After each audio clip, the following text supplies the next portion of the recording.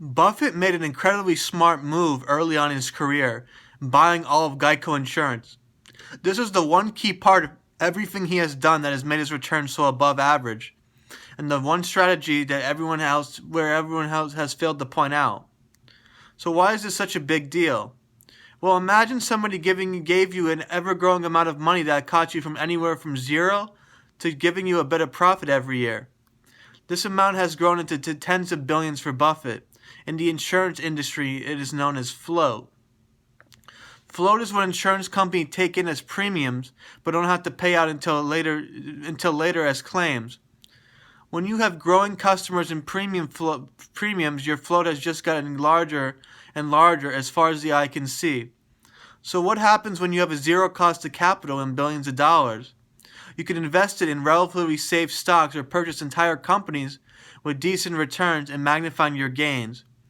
It is like using a margin in a brokerage, except your cost of capital is zero or even negative.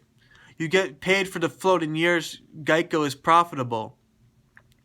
This one move was the biggest genius in Buffett's strategy. Take this away and the picture would be very different today. It was brilliant. Matter of fact, I could see it in another company today, but taking a slightly different form. Amazon.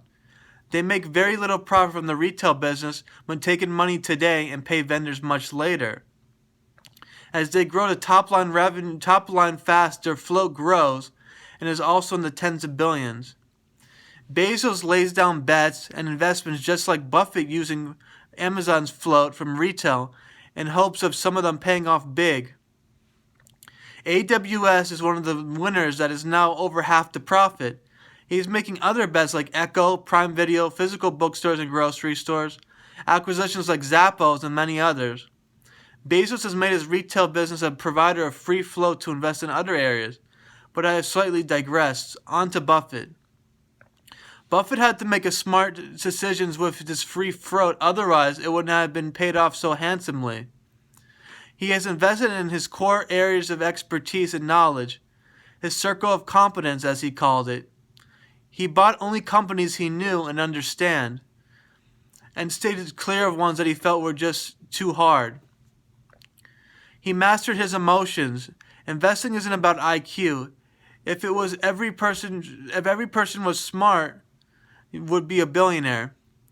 It is about emotions more than intelligence. Humans are hardwired for fight or flight. In the face of fear and loss, they sell stocks. They say they won't, but in the heat of battle, they do. The brain is wired that way. It takes a certain breed to be buying when the world is selling.